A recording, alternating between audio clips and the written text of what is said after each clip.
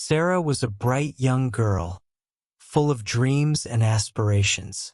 She had just started her first year at university and was excited about all the possibilities the future held. She loved studying and was eager to learn as much as she could. Her days at the university were filled with new experiences and friendships. She would wake up early every morning, her heart brimming with excitement for the day ahead. Each class was a new adventure, and she found herself completely immersed in her studies. The university campus was like a second home to her, a place where she felt she truly belonged. But life had other plans for her.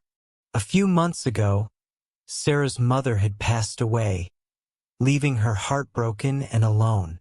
The loss of her mother was a devastating blow.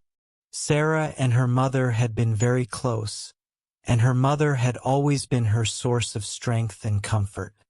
With her gone, Sarah felt like a part of her own heart had been ripped away. She cried herself to sleep many nights, the pain of her loss a constant ache in her chest. With no other family to turn to, she moved in with her Aunt Mary. Aunt Mary was her mother's sister, and Sarah hoped that living with her would provide some sense of stability and family. But Aunt Mary was a strict and cold woman who seemed to dislike Sarah from the very start. She was a tall, stern woman with a perpetually sour expression on her face. Her eyes were cold and unfeeling, and she rarely smiled. She ran her household with an iron fist, and Sarah quickly realized that her life with Aunt Mary would be anything but easy. Things only got worse when the university went on strike. With no classes to attend, Sarah was forced to return home. Aunt Mary saw this as an opportunity to make Sarah work. Every day, she would give Sarah a bag of groundnuts to sell in the streets. The routine was grueling and exhausting. Sarah would wake up before dawn to prepare the groundnuts. Her hands would ache from the repetitive task of peeling and sorting them. Then she would set out into the streets, trying to find customers who would buy her groundnuts. If Sarah didn't sell all the groundnuts, Aunt Mary would punish her by not giving her any food. The hunger gnawed at her stomach, a constant reminder of her failure.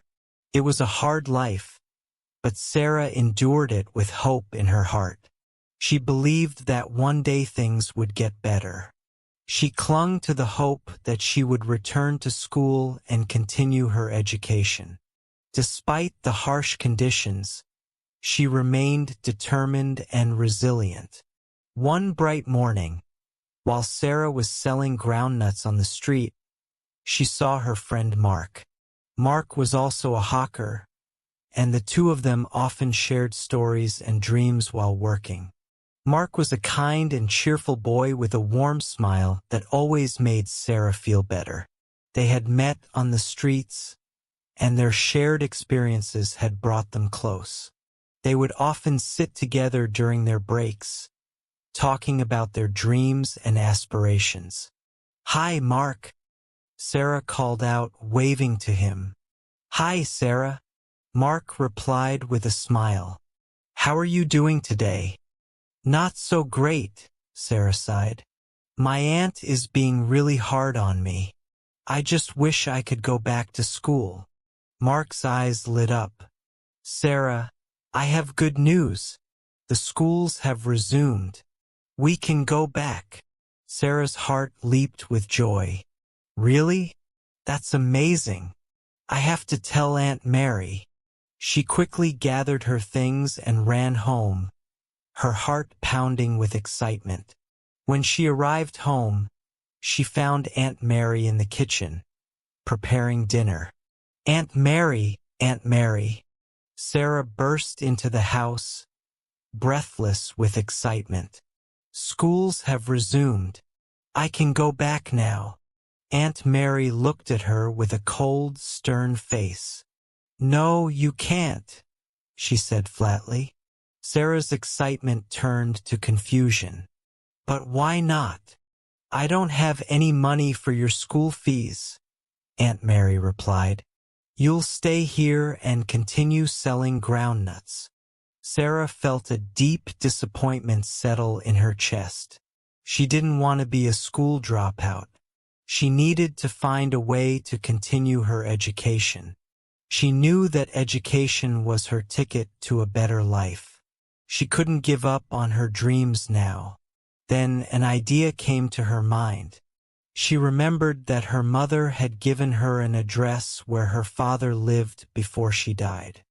Her mother had never spoken much about her father, but she had always told Sarah that if she ever needed help, she should go to him.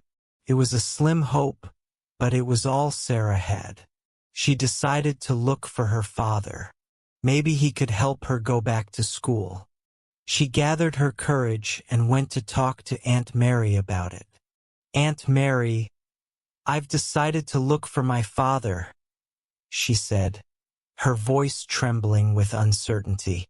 Aunt Mary's face grew even colder. "If you leave this house to look for him, don't bother coming back," she warned. Sarah's heart ached, but she was determined. She packed her few belongings and set off to find her father. She had no idea where he was or what he would be like, but she had to try. She couldn't let her dreams slip away. Sarah's journey was long and difficult. She had very little money and had to rely on the kindness of strangers. She would often sleep in shelters or on park benches, her small bag of belongings clutched tightly in her arms. She was scared and alone, but she kept going, driven by her desire to find her father and continue her education. Along the way, she met a rich young boy named John. He was kind and offered to help her. John was a tall, handsome boy with a warm smile and a generous heart. He came from a wealthy family, but he was humble and down to earth. "Why are you traveling alone?" John asked one day as they sat by a roadside stall. Sarah told him her story, and John listened with sympathy. "You know, you have a lot of potential," he said. "Have you ever thought about modeling? You could earn money from it." Sarah had never thought about modeling before, but she was willing to try anything to raise money for her education. John introduced her to a modeling agency, and soon Sarah started earning money from modeling. She was a natural in front of the camera, and she quickly gained popularity. However, when she sent the money home, Aunt Mary took all of it, leaving Sarah with nothing. She was frustrated and felt stuck, but she didn't give up. She continued her journey to find her father, her determination never wavering. Finally, after many weeks, Sarah found the address her mother had given her. It was a modest house in a quiet neighborhood. She took a deep breath and knocked on the door. A man opened it, and Sarah could see a resemblance to herself in his face. "Who are you?" the man asked, his voice tinged with curiosity. "I think you're my father," Sarah said, holding out a picture of her mother. "My mother gave me this address before she died." The man looked at the picture and then at Sarah. "I'm sorry, but I don't know you," he said. "Please leave." Sarah's heart broke. She had hoped that finding her father would solve all her problems, but now she was left with nothing. She turned and walked away, tears streaming down her face. She felt more alone than ever before. When Sarah returned to Aunt Mary's house to collect her things, she overheard a heated argument. Her aunt was arguing with the man she had just met, her father. "I told you, I don't want anything to do with her," her father shouted.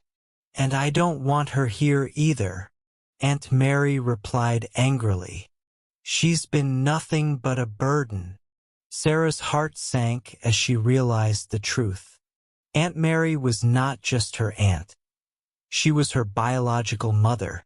The woman she had always known as her mother had adopted her. The realization hit Sarah hard. All the mistreatment, all the coldness. Aunt Mary was her real mother, and she had hated her all along. Sarah couldn't bear it. She turned and ran, never looking back. With nowhere else to go, Sarah went to John's house. John and his family welcomed her with open arms. They listened to her story and offered her a place to stay. They were kind and understanding, and for the first time in a long while, Sarah felt safe.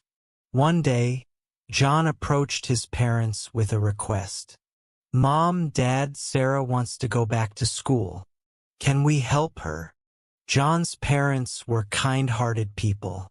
They agreed to give Sarah a scholarship to finish her education. Sarah was overwhelmed with gratitude. Finally, she could go back to school and pursue her dreams. She threw herself into her studies with renewed determination, determined to make the most of this second chance. Sarah worked hard in school and excelled in her studies. She was determined to make the most of the opportunity she had been given.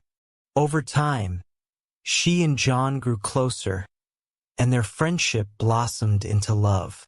They spent many hours together, studying, laughing, and dreaming about the future.